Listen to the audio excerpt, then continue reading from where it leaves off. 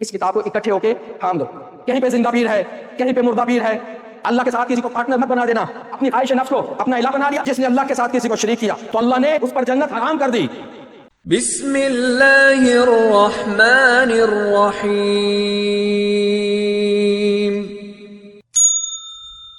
الحمد للہ رب العالمین، الصلاۃ والسلام علی رسول الامین والعاقبۃ للمتقین، اما بعد.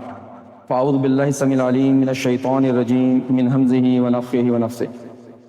فلا تطع الکافرین وجاہدہم بہ جہادا کبیرا. رب اشرح لی صدری ویسر لی امری واحلل عقدۃ من لسانی یفقہوا قولی. پیارے دوستوں، بھائیوں، بہنوں، سب کو اسلامی طریقے سے خوش آمدید کہتا ہوں.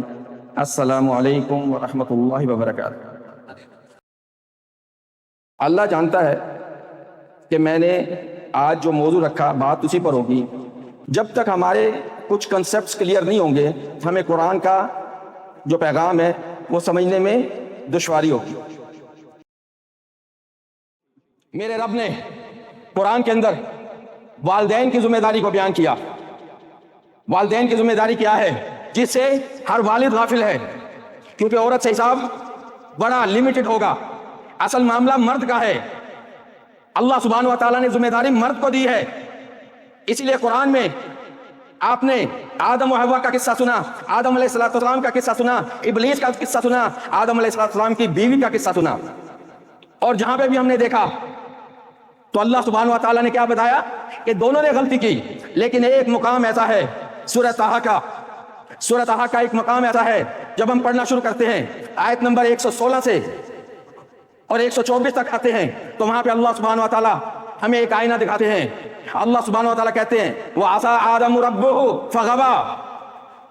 آدم علیہ السلام نے اللہ کی حکم عدولی کی، اپنے رب کی بات نہیں مانی. یہ نہیں کہا یہاں پہ کہ آدم اور اس کی بیوی دونوں نے بات نہیں مانی.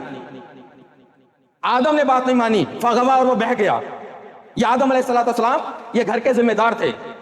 پھر اللہ سبحانہ و تعالیٰ نے سورہ لقمان اس کی آیت نمبر 13 میں اللہ سبحانہ و تعالیٰ نے ہمیں بتایا کہ ایک والد کا رابطہ اپنے بیٹے کے ساتھ کیسا ہونا چاہیے، ایک والد کا تعلق اپنے بیٹے کے ساتھ کیسا ہونا چاہیے. اللہ سبحانہ و تعالیٰ کہتے ہیں وَإِذْ قَالَ لُقْمَانُ لِابْنِهِ وَهُوَ يَعِظُهُ يَا بُنَيَّ لَا تُشْرِكْ بِاللَّهِ إِنَّ الشِّرْكَ لَظُلْمٌ عَظِيمٌ. اور جب لقمان اپنے بیٹے سے کہتا ہے اور وہ اس کو نصیحت کیا کرتا تھا، یہاں پہ اللہ سبحانہ و تعالیٰ ہمیں یہ بتانا چاہتے ہیں کہ باپ کا نصیحت کرنا یہ فرائض میں سے ایک فرض ہے کہ اپنے بیٹے کو نصیحت کرے، اپنے بیٹوں کو نصیحت کرے. اور نصیحت کون سی؟ سب سے پہلی نصیحت لا تشرک باللہ، اللہ کے ساتھ کسی کو شریک مت کرنا. اللہ کا کسی کے ساتھ سوچو، اللہ کا کسی کے ساتھ پارٹنرشپ مت کر دینا، اللہ کے ساتھ کسی کو پارٹنر مت بنا دینا. یہ ہے مطلب شرک کا. لا تشرک باللہ، اللہ کے ساتھ شرک مت کرنا. ان الشرک لظلم عظیم، شرک جو ہے یہ بہت بڑا ظلم ہے، بہت بڑا ظلم ہے شرک. شرک کے لیے میرے نبی محمد رسول اللہ صلی اللہ علیہ وسلم نے 2 حدیثیں ہیں، اگر سمجھ میں آ جائیں تو ہمارے لیے یہ کنسیپٹ بھی کلیئر ہو جائے گا. ہم اپنے گریبانوں میں جھانک کے دیکھ لیں گے کہ واقعی کہیں نہ کہیں ہم سے کوئی غلطی تو نہیں ہو رہی.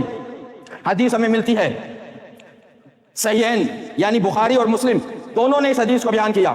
عن عبداللہ ابن مسعود رضی اللہ تعالیٰ عنہ قال قال رسول اللہ صلی اللہ علیہ وسلم، محمد صلی اللہ علیہ وسلم نے کہا من مات یشرک باللہ شیئا دخل النار. جو فوت ہوا اس حالت میں کہ وہ اللہ کے ساتھ کسی کو پارٹنر بناتا تھا، کسی کو ساتھی بناتا تھا، اللہ کے ساتھ شرک کرتا تھا، کسی بھی چیز کو دخل النار، وہ آگ میں جائے گا. پھر دوسری حدیث اس کو بھی امام بخاری اور امام مسلم لے کر آئے. عن عبداللہ ابن مسعود رضی اللہ تعالیٰ عنہ قال قال رسول اللہ صلی اللہ علیہ وسلم من مات وهو يدعو من دون اللہ ندا دخل النار. جو اس حالت میں فوت ہوا کہ وہ اللہ کے علاوہ کسی کو اللہ کا حصر بنا کر پکارتا تھا، اللہ کے برابر کو بنا کر پکارتا تھا، وہ بھی آگ میں جائے گا. اللہ سبحانہ و تعالیٰ نے ہم نے ایک بات کو کلیئر کرنا ہے کہ جب قرآن کو سمجھنا ہوگا تو حدیث نبی صلی اللہ علیہ وسلم سے سمجھنا ہوگا، اور جب کسی حدیث کو سمجھنا ہوگا تو قرآن کے ذریعے سے سمجھنا ہوگا. ہمارے اندر یہ ایک بیماری آ گئی ہے کہ ہماری زبانوں سے نکلتا ہے میں نے فلانے سے سن لیا، میرا تو خیال یہ ہے. جب بھی یہ اس قسم کی کوئی بات دل میں آ جائے تو اللہ کی پناہ مانگو شیطان مردود سے، کیونکہ حدیث کو میرے رب کے علاوہ کوئی بیان نہیں کر سکتا، کیونکہ حدیث کیا ہے؟ یہ بھی اللہ کی ایک وحی ہے، یہ بھی اللہ کی ایک وحی ہے، کیونکہ اللہ سبحانہ و تعالیٰ نے سورہ نساء میں کہا میں یطع الرسول فقد اطاع اللہ، جس نے رسول صلی اللہ علیہ وسلم کی اتباع کی اس نے اللہ کی اتباع کی۔ پھر میرے رب نے محمد صلی اللہ علیہ وسلم کے لیے کہا سورہ نجم میں آیت نمبر 3-4 میں وما ينطق عن الهوى ان هو الا وحی یوحى، یہ نبی صلی اللہ علیہ وسلم اپنی مرضی سے کچھ نہیں بولتے، یہ وہی بولتے ہیں جو ان کو وحی کیا جاتا ہے۔ اس کا مطلب ہے کہ جو حدیث نبوی ہے وہ بھی اللہ کی وحی ہے، اللہ کے نبی صلی اللہ علیہ وسلم اللہ کی وحی کے ذریعے سے بولا کرتے تھے۔ اب اللہ سبحانہ و تعالیٰ ندن کا مطلب سمجھا رہے ہیں، ندن کہتے ہیں ہمسر کو، کسی کے برابر ہونے کو۔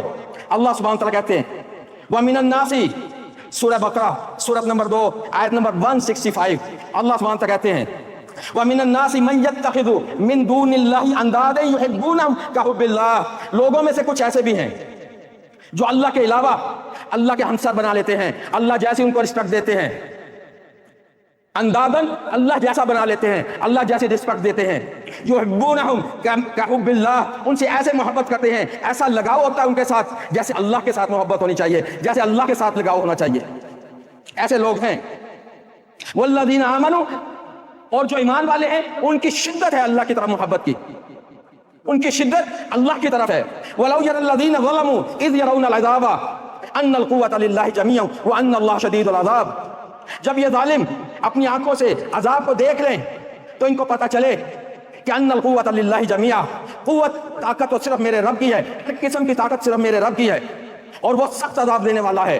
اسے اللہ سبحانہ تعالیٰ تنبیہ کر رہے ہیں، خبردار کر رہے ہیں کہ اللہ کے ساتھ کسی کو شریک مت کرنا، اللہ کا حق کسی کو مت دینا۔ ہمارے اندر ایک اور بیماری ہے، اکثر سننے میں آتا ہے، جوان بھی کہتے ہیں، بوڑھے بھی کہتے ہیں، اولاد بھی کہتی ہے، ماں باپ بھی کہتے ہیں کہ اللہ اپنا حق تو معاف کر دے گا، لیکن جو لوگوں کا حق ہے وہ اللہ کبھی معاف نہیں کرے گا۔ لیکن میرے رب کا قرآن تو کچھ اور سکھا رہا ہے۔ یہ بیماری کہاں سے آئی کہ اللہ اپنا حق معاف کر دے گا اور لوگوں کے حقوق کو معاف نہیں کرے گا؟ یہی وجہ ہے کہ ہم نے اللہ کے حق کو بلانا شروع کر دیا۔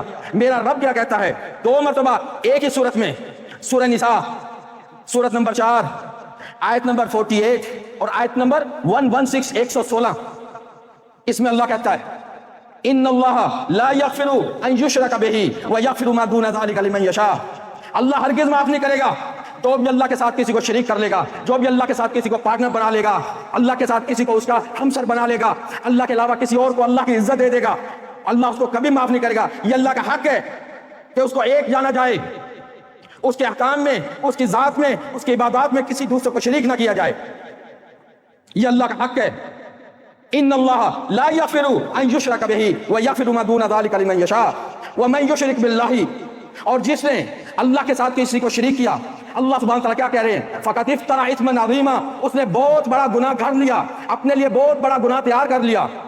پھر انہی الفاظ کے ساتھ اللہ سبحانہ تعالیٰ اسی سورت کی آیت نمبر 116 میں کہتے ہیں، انہی الفاظ کے ساتھ آخری الفاظ میں صرف تبدیلی کی، فقط ضل ضلالا بعیدا، وہ ایک بہت بڑی گمراہی میں چلا گیا، گمراہی میں بہت دور تک نکل گیا جس نے اللہ کے ساتھ کسی کو شریک کر لیا، جس نے اللہ کے ساتھ کسی کو پارٹنر بنا لیا۔ پھر اللہ سبحانہ تعالیٰ مہر لگاتے ہیں، میرے نبی کی بات کے اوپر مہر لگاتے ہیں کہ جس نے اللہ کے ساتھ کسی بھی چیز کو شریک کیا، جس نے اللہ کے ساتھ کسی کو بھی اس کا ہمسر بنا دیا، اس کے لیے آگ ہے، جہنم ہے۔ میرے رب نے مہر لگائی، میرے نبی صلی اللہ علیہ وسلم کے الفاظ کے اوپر مہر لگا دی، اور جب میرا رب مہر لگا دے تو کوئی اس مہر کو مٹا نہیں سکتا۔ میرے رب نے کہا سورہ مائدہ سورت نمبر 5 آیت نمبر 72 انہ من یشرک باللہ فقد حرم اللہ علیہ الجنہ، جس نے اللہ کے ساتھ کسی کو شریک کیا تو اللہ نے اس پر جنت حرام کر دی، اس پر جنت حرام کر دی، ومأواہ النار، اور اس کا ٹھکانہ اب جہنم ہے، وما للظالمین من انصار، اور ظالمین کا کوئی بھی مددگار نہیں ہوگا۔ ان الشرک لظلم عظیم، وہی نصیحت ایک باپ کی اپنے بیٹے کو، اور وہی اللہ سبحانہ تعالیٰ مہر لگا رہے ہیں، وہی اللہ سبحانہ تعالیٰ مہر لگا رہے ہیں، وما للظالمین من انصار، ظالمین کا کوئی بھی مددگار نہیں ہوگا۔ میرے رب نے اپنی ربوبیت کو کیسے بیان کیا؟ وہ رب ہے، وہ اللہ ہے، اس کے سامنے وہ رسول ہو، نبی ہو، ولی ہو، عام بندہ ہو، مسلمان ہو، سب برابر ہیں۔ جب اس کا عدل ہوگا تو وہ یہ نہیں دیکھے گا کہ یہ رسول ہیں، یہ نبی ہیں، یہ ولی ہیں یا کوئی عام بندہ ہے۔ میرے رب کا عدل جب آئے گا تو اس عدل کے لیے میرے رب نے سب سے پہلے جن کو نشانہ بنا کر ہمیں ہماری اصلاح کی. سورہ نساء سورہ نام سورت نمبر 6 آیت نمبر 83 سے 87 تک کم از کم 18 انبیاء کا ذکر کیا، جس میں ابراہیم علیہ السلام بھی ہیں، اسحاق بھی ہیں، اسماعیل بھی ہیں، یعقوب بھی ہیں، موسیٰ بھی ہیں، عیسیٰ بھی ہیں. پھر یہ بھی کہہ دیا کہ ان کے باپ آبا و اجداد، ان کے بیٹے اور ان کے بھائی، ان سب کو جمع کر کے اللہ سبحانہ تعالیٰ آیت نمبر 88 میں کیا کہتے ہیں؟ وَلَوْ أَشْرَكُوا لَحَبِطَ عَنْهُمْ. اور اگر یہ بھی شرک کریں، یہ بھی اللہ کے ساتھ کسی کو کھڑا کر دیں، لَحَبِطَ عَنْهُمْ أَعْمَالُهُمْ، تو ان کے بھی تمام اعمال ضائع ہو جائیں گے، تو ان کے بھی تمام اعمال ضائع ہو جائیں گے. یہ شرک اتنی بڑی لعنت ہے، یہ شرک اتنی بڑی لعنت ہے. آج کا مسلمان اپنے اندر جھانک کر دیکھے. جو آیات ابھی پیش کرنے لگا ہوں میرے رب کی آیات، اور اس شرک کے اندر الا من رحم اللہ، الا من رحم اللہ، کوئی بچتا ہے. میرا رب کہتا ہے سورہ فرقان سورت نمبر 25 آیت نمبر 43 اس میں میرا رب کہتا ہے ارائیتا، اے نبی صلی اللہ علیہ وسلم کیا تم نے دیکھا، ارائیتا من اتخذ الہہ ہواہ افانت تکون علیہ وکیلا. اے نبی صلی اللہ علیہ وسلم کیا تم نے ایسے شخص کو دیکھا جس نے اپنی خواہش نفس کو اپنا الہ بنا لیا، جو اس کے دل کو اچھا لگتا ہے اس کو ایسے مانتا ہے جیسے اللہ کا حکم، جو اچھا نہیں لگتا اس کو ٹال دیتا ہے اگر اس کے سامنے قرآن و حدیث بھی آ جائے.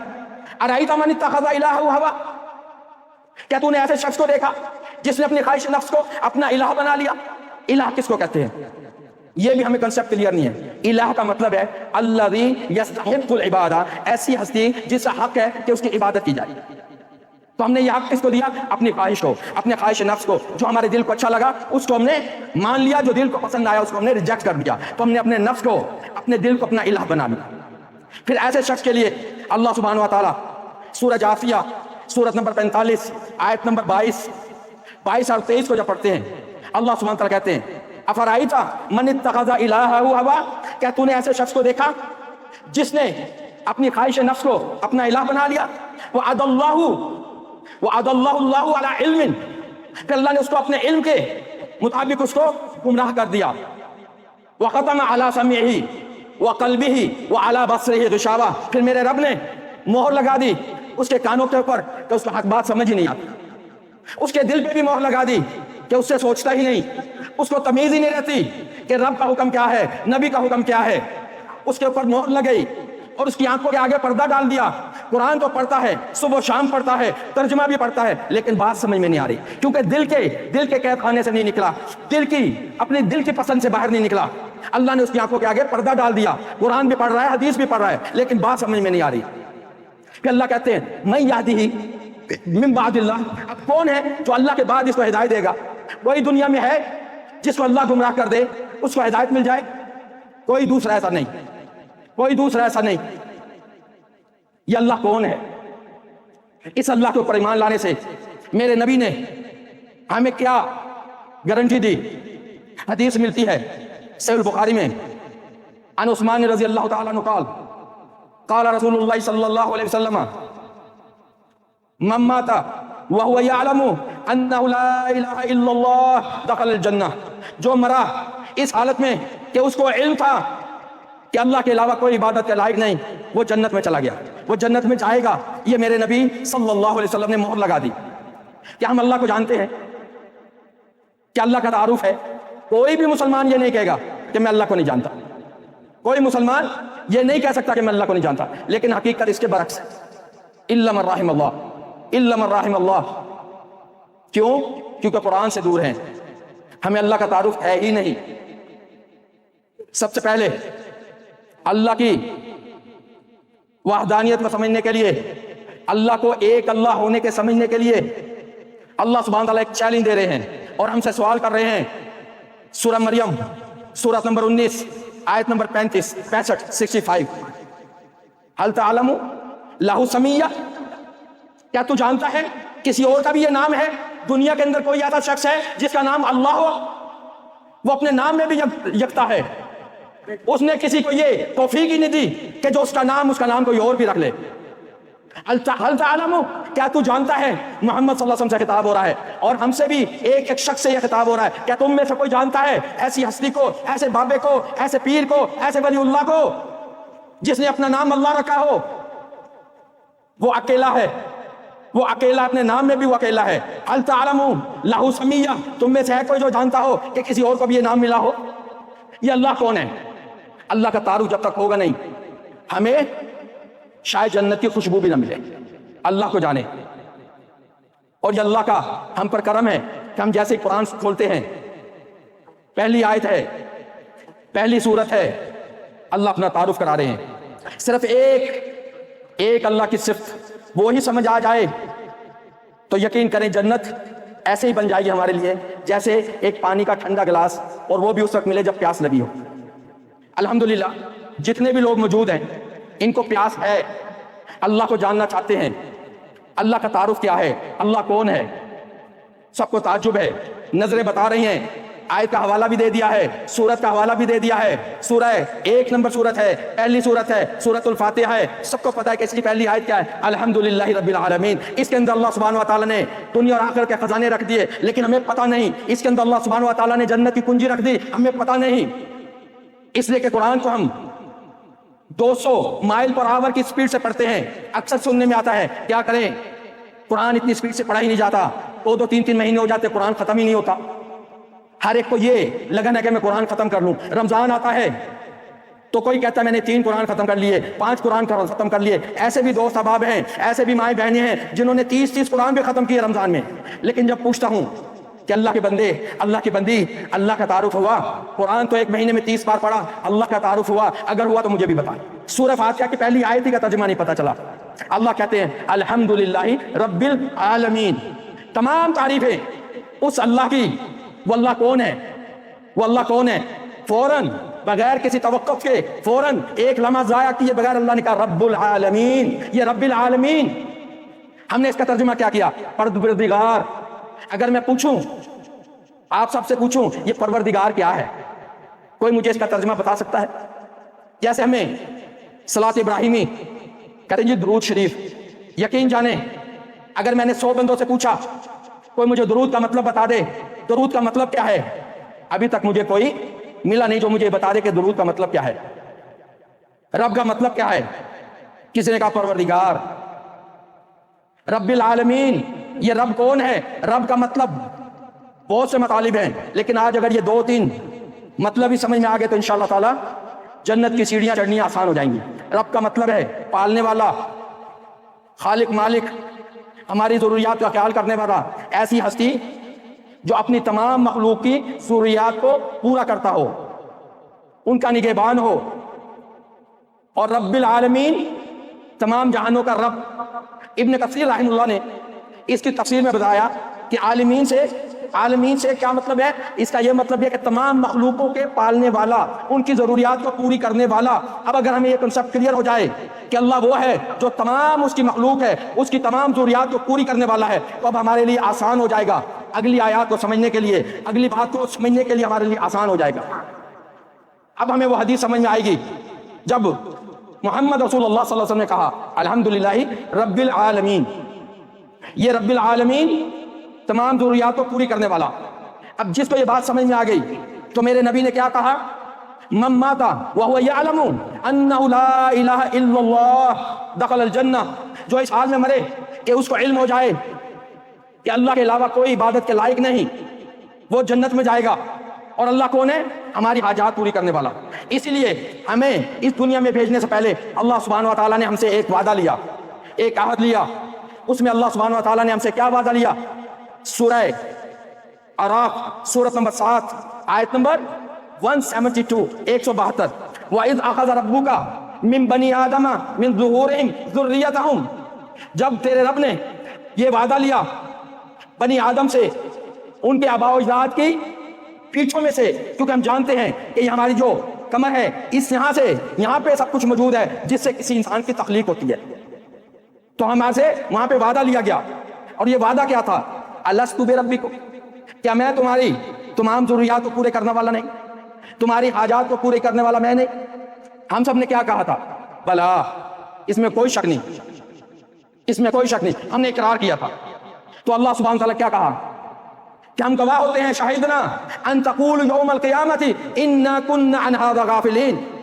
اللہ نے کہا کہ میں گواہ ہو گیا اس پر کہ تم قیامت کے دن یہ کہو کہ ہم اس سے غافل تھے، لیکن آج کسی کو یہ وعدہ یاد نہیں۔ یہ وعدہ یاد کرانے کے لیے اللہ سبحانہ وتعالیٰ نے ہر دور میں انبیاء رسول بھیجے، کتابیں بھیجی تاکہ یہ وعدہ یاد ہو۔ جب یوسف علیہ السلام آئے، جیل میں ہیں، ان کے ساتھ 2 اور ساتھی ہیں، تو ان کو سب سے پہلا پیغام کیا دیا؟ ان کو سب سے پہلا پیغام کیا دیا؟ یا صاحب السجن، اے میرے جیل کے ساتھیوں، اے میرے جیل کے ساتھیوں، ارباب متفرقون خیر ام اللہ الواحد القہار، کیا یہ مختلف جو تم نے بنا رکھے ہیں ارباب، جن سے تم نے توقع لگا رکھی ہے کہ تمہاری حاجات کو پوری کریں گے، تمہاری ضروریات کو پوری کریں گے، یہ مختلف قسم کے تمہارے ارباب جن کو تم نے رب کا درجہ دیا ہوا ہے، یہ بہتر ہیں یا ایک اللہ واحد القہار جو غالب ہے سب کے اوپر، تمہارے ان بابوں کے اوپر بھی غالب ہے، وہ بہتر ہے یا یہ مختلف قسم کے جو تم نے رب بنا رکھے؟ اللہ سبحانہ تعالیٰ نے واضح کر دیا۔ اللہ سبحانہ تعالیٰ جب واضح کر دیا، ہمارے پر واضح ہو گیا، اس کے باوجود جب ہمیں کوئی حاجت ہوتی ہے، ہمیں کوئی مشکل آتی ہے، تو ہم حاجت روا کی طرف جاتے ہیں اور وہاں جا کے دعائیں کرتے ہیں، کہیں پہ زندہ پیر ہے، کہیں پہ مردہ پیر ہے، اور مجھے کہنے میں کوئی کسی قسم کی شرم نہیں۔ لاہور کے اندر بھی ہمارے ایک داتا ہیں، داتا کا کیا مطلب ہے؟ دینے والا۔ ملتان میں بھی ہیں۔ ان سب کی طرف جب رجوع ہوا تو اللہ سے رجوع ٹوٹ گیا، اللہ سے رجوع ٹوٹ گیا۔ ہم دعا کرتے ہیں وہاں پر جا کر، اگر کسی کو اولاد نہیں مل رہی، کسی کا کاروبار نقصان میں جا رہا ہے، تو ہم نے دعا کر لی، اور میرے نبی محمد صلی اللہ علیہ وسلم نے کیا کہا؟ الدعاء هو العبادہ، یہ جو دعا ہے یہی تو اصل عبادت ہے، یہی تو اصل عبادت ہے۔ جس سے دعا کریں گے اس کا مطلب ہے کہ ہم اس کی عبادت کر رہے ہیں، جس سے دعا کریں گے اس کا مطلب ہے کہ ہم اس سے عبادت کر رہے ہیں، اس کی عبادت کر رہے ہیں۔ پھر اللہ کے نبی صلی اللہ علیہ وسلم نے یہ بات کہہ کے الدعاء هو العبادہ، دعا ہی تو عبادت ہے، پھر سورہ مومن اس کی آیت نمبر 60، سورت نمبر 40 آیت نمبر 60 کی تلاوت کی، اور وہاں پہ یہ ثابت کیا کہ دعا کرنا یہ عبادت ہے، جس سے دعا کی جائے گی اس کی ہم عبادت کر رہے ہیں۔ اللہ کے نبی صلی اللہ علیہ وسلم نے کون سی تلاوت کی؟ وقال ربکم ادعونی استجب لکم، تمہارے رب نے کہا ہے، کسی غیر نے نہیں کہا، یہ تمہارے رب نے کہا ہے۔ جا کر قرآن کھولنا، جتنے ریفرنس دے رہا ہوں ان کو جا کر دیکھنا، کئیوں کو لگے گا کہ بندہ مجنون کھڑا ہو گیا ہے۔ الدعاء هو العبادہ، دعا ہی عبادت ہے۔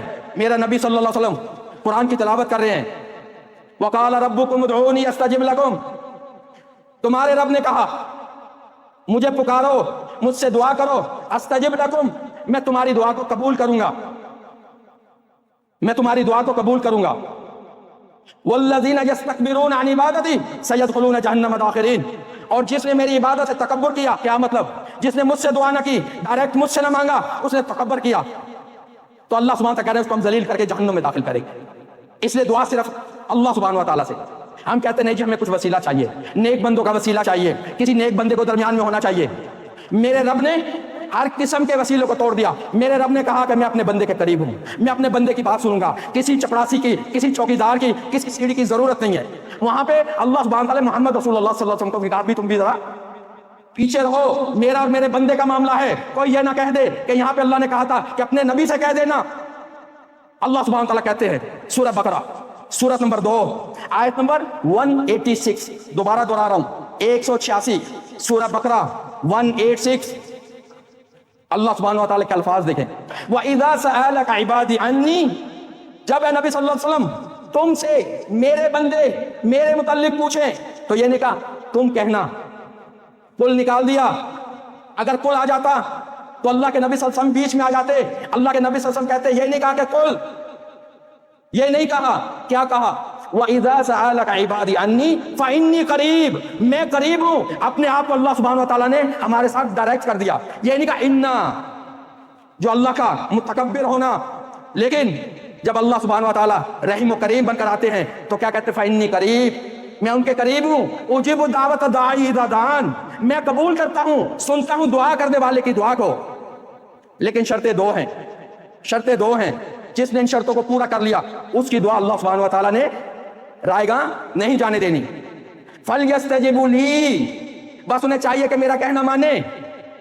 آج ہم میں سے کتنے ہیں کوئی کسی بابے کے پاس جا رہا ہے، او جی میرا کام ٹھپ ہو گیا ہے، میرے کام میں گھاٹا ہو گیا ہے، میرے اولاد نہیں ہے، میرے بیٹے کی شادی نہیں ہو رہی، میری بیٹی کے رشتے نہیں آ رہے، کوئی تعویذ دے دیں، کوئی ایسی چیز دے دیں، کچھ پڑھنے کو دے دیں.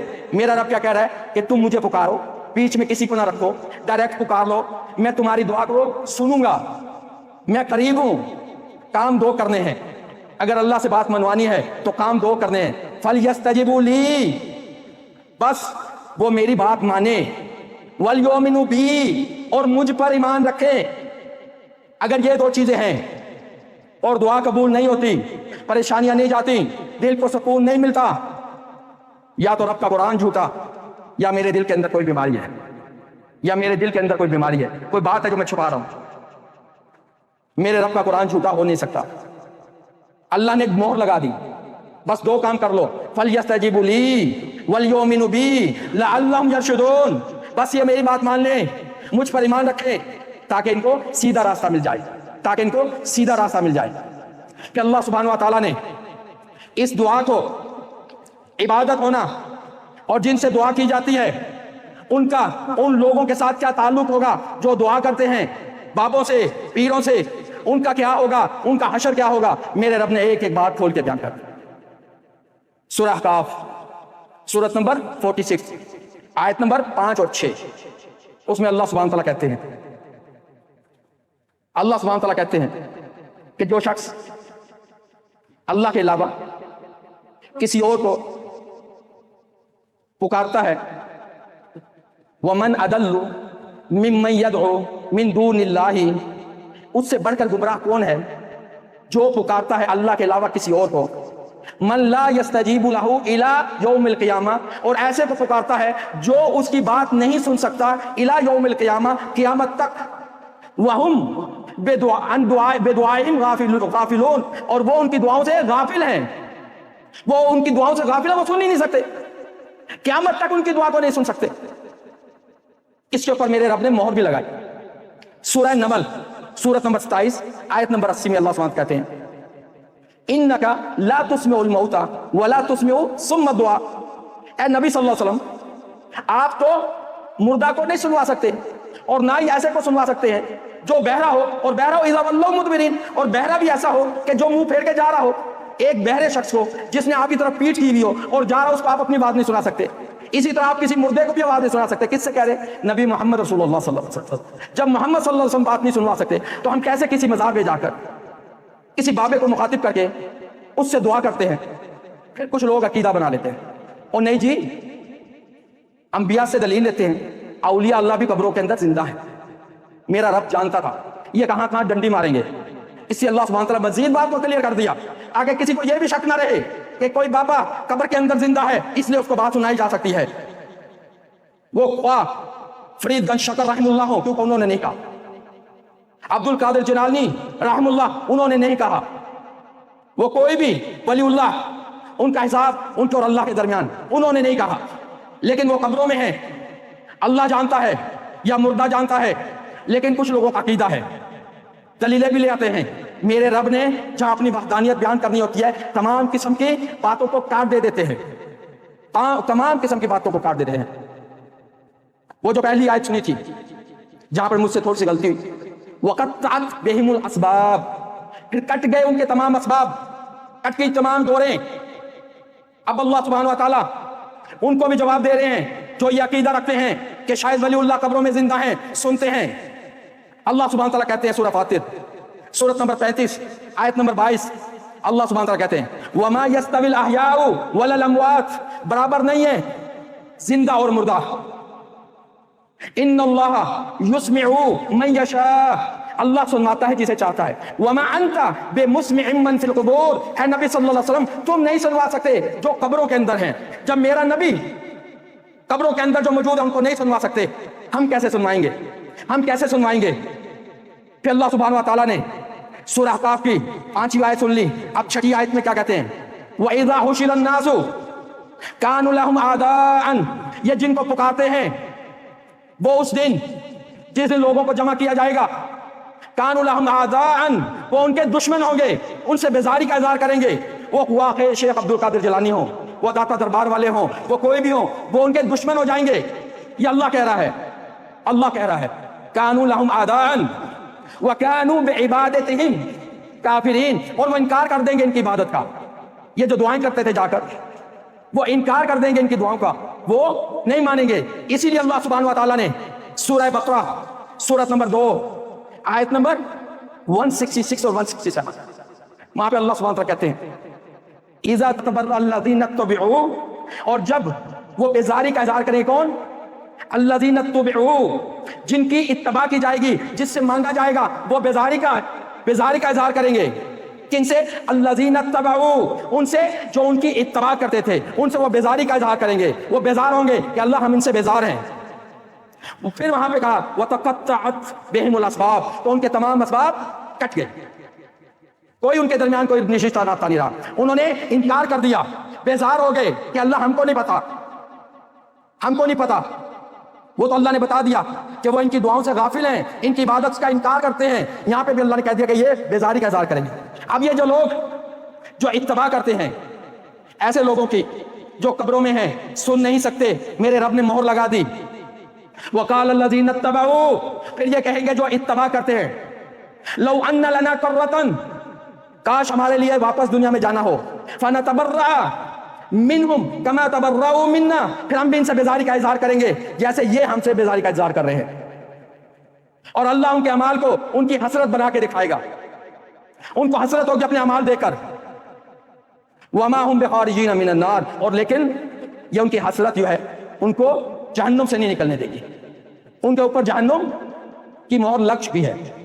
جس نے مرنے سے پہلے توبہ نہ کی، اپنے رب کو رب نہ جانا. پھر اللہ سبحانہ و تعالیٰ سورۃ الاحزاب سورت نمبر 33 آیت نمبر 66-67، اب اللہ سبحانہ و تعالیٰ کیا کہہ رہے ہیں؟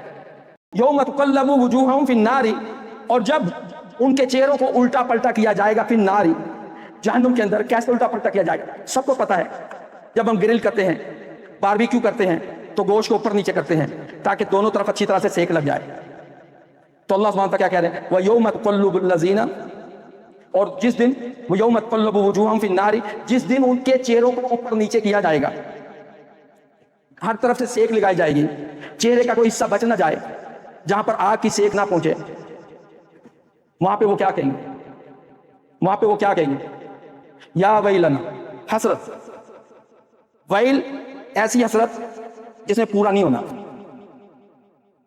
اطعنا اللہ و اطعنا الرسول، تو وہ یہ کہیں گے کاش ہم نے اطاعت کی ہوتی اللہ کی اور اللہ کے رسول کی.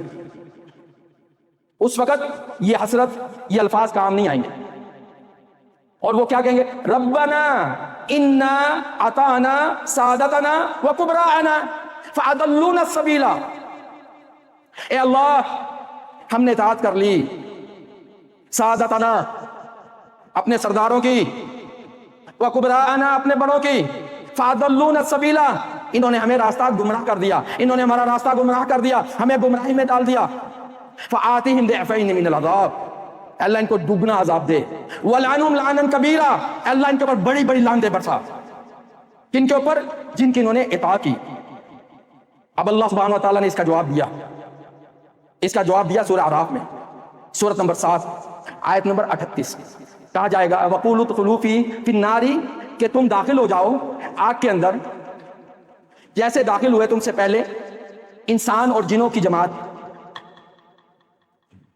حتی اذا ادارکوا فیہا جمیعا، جب اس کے اندر آگ کے اندر تمام کے تمام داخل ہو جائیں گے.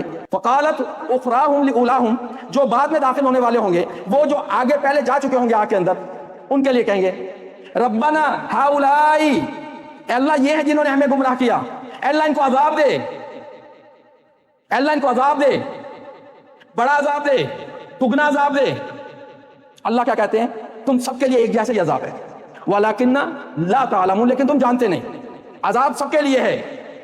اب پھر جو الفاظ آئے ان لوگوں کے جنہوں نے گمراہ کیا اپنے پچھلوں کو، جیسے آج کئی والدین، میں اس میں یہ نہیں کہتا کہ میں معذرت کے ساتھ بات کرتا، معذرت اس میں ہوتی ہے جس میں شک ہو کہ شاید بات صحیح ہو یا غلط ہو.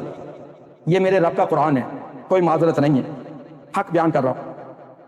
جیسے ہمارے جوان نے بات کی، ایک حدیث یاد آ رہی تھی، اس موقع پر پھر یاد آ گئی، من رأى منکم منکرا فلیغیرہ بیدہ، جو تم میں سے دیکھے کوئی منکر کس کو کہتے ہیں؟ ہر وہ کام جس پر اللہ اور اللہ کے رسول صلی اللہ علیہ وسلم کی مہر نہ ہو، فلیغیرہ بیدہ، تو پھر وہ اس کو روکے، تبدیل کرے اپنے ہاتھ کی طاقت سے، فإن لم یستطع، اگر اس کے پاس طاقت نہ ہو، فبلسانہ، تو اپنی زبان سے۔ اور الحمدللہ ہم زبان سے بات کر رہے ہیں، اپنے دوستوں بھائیوں بہنوں کے خیر خواہ ہیں، جہنم سے بچ جائیں، اس سے بڑی سعادت کوئی نہیں۔ فإن لم یستطع، اگر یہ بھی کسی کے اندر طاقت نہ ہو تو زبان سے کہہ سکے، فبقلبہ، تو اپنے دل سے اس کو برا جانے، اور یہ ایمان کا کمزور ترین حصہ ہے۔ اب اللہ سبحانہ وتعالیٰ کہہ رہے ہیں، پھر وہ لوگ جو پہلے جہنم میں جائیں گے پچھلوں سے کیا کہیں گے؟ فما کان لکم علینا من فضل، تمہارے لیے کون سی بہتر بات ہے، کون سا فضل ہم سے زیادہ تم کو مل گیا؟ فذوقوا العذاب، اب چکھو عذاب، بما کنتم تکسبون، وہ جو تم نے کسب کیا، جو تم نے کمایا، جو تم نے عمل کیا تھا ہم نے اپنے بڑوں کی بات مانی تھی، بغیر تحقیق کے مانی تھی، اور اس کا نتیجہ کیا نکلا کہ ہم اللہ کے راستے سے ہٹ گئے، اللہ کو اپنا رب نہ مانا، اللہ کی توحید کو نہ جانا، مختلف قسم کے ارباب بنا لیے، مختلف لوگوں کے پاس جانا شروع کر دیا۔ مجھے 6 مہینے ہوئے، بہت سے گھروں میں، رشتہ داروں دوستوں کے گھروں میں گیا، الا من رحم اللہ، کوئی ایسا گھر نہیں نظر آیا جس کے اندر پریشانی نے گھیرا نہ کیا ہو، پریشانی کے ڈیرے نہ ہو۔ لوگوں کے گھروں کے اندر سے اتنے تعویذ نکلتے ہیں کہ اللہ کی پناہ ہے، کھولتے ہیں ان کو پڑھ کے دکھاتے ہیں، کہتے ہیں کہ پڑھو اس کو، رحیم کو رجیم کیا ہوتا ہے، اللہ کی پناہ ہے۔ اور میرے نبی نے کیا کہا؟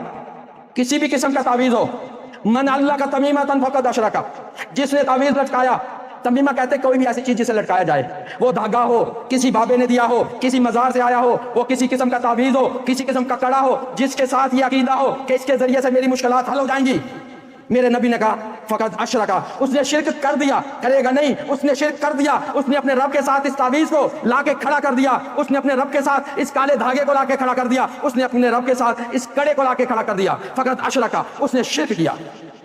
کس نے تمہیں اپنے رب سے دھوکے میں ڈالا ہے؟ اللہ سبحانہ وتعالیٰ کہتے ہیں انما ذالکم الشیطان یخوف اولیاءہ، کہ اس نے، یہ شیطان ہے جو تمہیں ڈراتا ہے اپنے اولیاء سے، یخوفکم اولیاءہ، اپنے اولیاء اپنے ساتھیوں سے ڈراتا ہے، فلا تخافوہم، مت ڈرو ان سے۔ جب کسی سے کہا جاتا ہے کہ اس تعویذ کو جلا دو، کھول کے جلا دو، پہلے پڑھ کے دیکھ لو اس کے اندر کیا، کچھ بھی ہو اس کو جلا دو، ان کو خوف ہوتا ہے کہ تعویذ کو جلائیں، ایمان پختہ نہیں ہے۔ اللہ کہتے ہیں کہ یہ تو شیطان ہے، یہ تم کو ڈرا رہا ہے اپنے ساتھیوں سے۔ اس نے جو بھی نبی آیا، جو بھی رسول آیا، ایک ہی پیغام لے کر آیا، ایک ہی پیغام لے کر آیا۔ وہ پیغام کیا ہے؟ اللہ سبحانہ وتعالیٰ کہتے ہیں سورہ فاطر، سورہ نمبر 35 آیت نمبر 24، وَإِن مِّن قَرْيَةٍ إِلَّا خَلَا فِيهَا نَذِيرٌ، ہم نے کوئی بھی ایسی بستی نہیں رکھی جس میں کوئی ڈرانے والا نہ بھیجا ہو۔ سورہ نحل آیت نمبر 36، وَلَقَدْ بَعَثْنَا فِي كُلِّ أُمَّةٍ رَسُولًا أَنِ اعْبُدُوا اللَّهَ وَاجْتَنِبُوا الطَّاغُوتَ، ہم نے ہر امت کے لیے رسول بھیجا، اس کا کام کیا تھا؟ أَنِ اعْبُدُوا اللَّهَ، اللہ کی عبادت کرو، وَاجْتَنِبُوا الطَّاغُوتَ، اور طاغوت سے بچو۔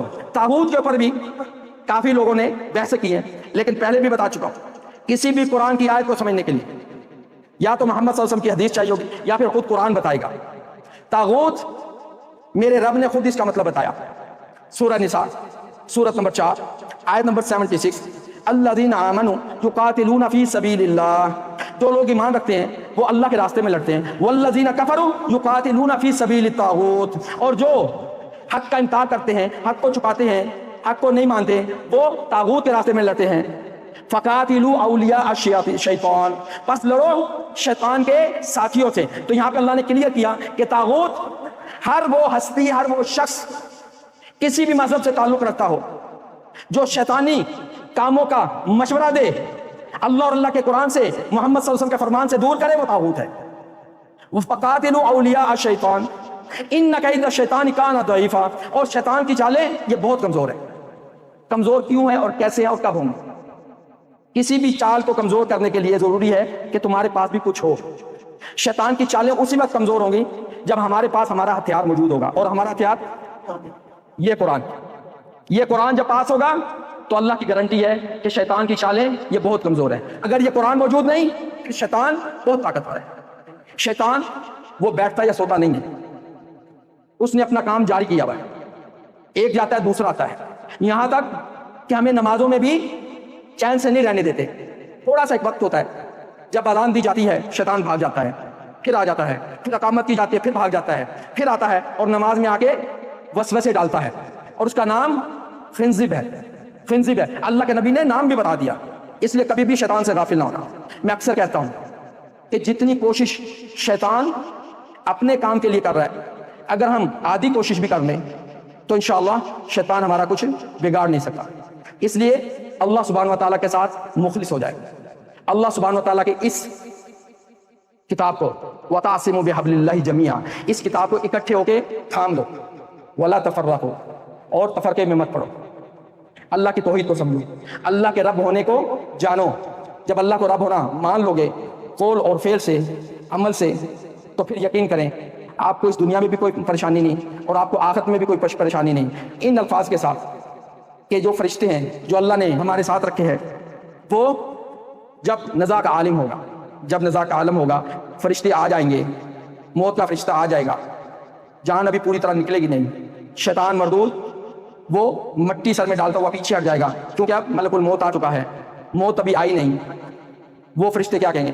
نحن اولیاؤکم فی الحیات الدنیا وفی الآخرہ, ہم تھے تمہارے ساتھی اس دنیا میں بھی اور آخرت میں, اور ہم تمہیں وابشروا بالجنۃ التی کنتم توعدون, اور یہ بھی بشارت ہوگی کہ ہم تمہیں بشارت دیتے ہیں اس جنت کی جس کا تمہیں وعدہ دیا گیا ہے. تو اس لیے اللہ نے ہمارے ساتھ محافظ رکھے ہوئے ہیں.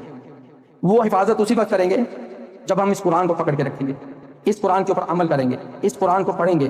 سکینہ, جیسے صحابہ کرام قرآن پڑھتے تھے سکینہ اترتی تھی, فرشتوں کا جھومٹ اترتا تھا, آج بھی اترے گا. ہم جب قرآن کو گھر کے اندر بیٹھ کے پڑھیں گے تو فرشتے آئیں گے, ارد گرد بیٹھ جائیں گے, دائرہ بنا لیں گے, قرآن چلتا رہے گا, فرمان چلتا رہے گا, فرشتے اترتے رہیں گے, ایک دائرہ مکمل ہوگا, پھر اس کے اوپر دوسرا دائرہ بنے گا, ان کے کندھوں پر فرشتے بیٹھیں گے, بیٹھتے رہیں گے, اللہ کی بات ہوتی رہے گی, فرشتے اترتے رہیں گے. میرے نبی محمد صلی اللہ علیہ وسلم نے فرمایا یہاں تک ہوگا کہ تم بات کرتے رہو گے اور فرشتے اسی طرح دائرہ بنا کر بیٹھتے رہیں گے, کوئی بھی پیچھے بیٹھنا پسند نہیں کرے گا, کندھوں کے اوپر بیٹھیں گے اور وہ پھر آسمان تک چلا جائے گا. اتنے زیادہ فرشتے اتریں گے, اتنے زیادہ فرشتے اتریں گے. لیکن یہ کب اتریں گے؟ جب رب کو خالص دل سے رب مان لیں گے, جب اللہ کو خالصتاً مان لیں گے کہ اللہ کے علاوہ کوئی بھی معبود نہیں اور اللہ ہی ہمارا رب ہے, ہماری حاجتیں پوری کرنے والا ہے. اللہ سبحانہ تعالیٰ سے اس دعا کے ساتھ جو میرے رب نے سکھائی, ربنا لا تزغ قلوبنا بعد اذ ہدیتنا, اے اللہ ہمارے دلوں کو ٹیڑھا مت کرنا اس کے بعد کہ تو نے ہمیں ہدایت دے دی, وہب لنا من لدنک رحمہ, اور تو ہمیں اپنی طرف سے اپنی رحمت دے, انک انت الوہاب, اور تو ہی صرف دینے والا ہے. اقول قولی ھذا واستغفر لی ولکم, جزاکم اللہ خیر.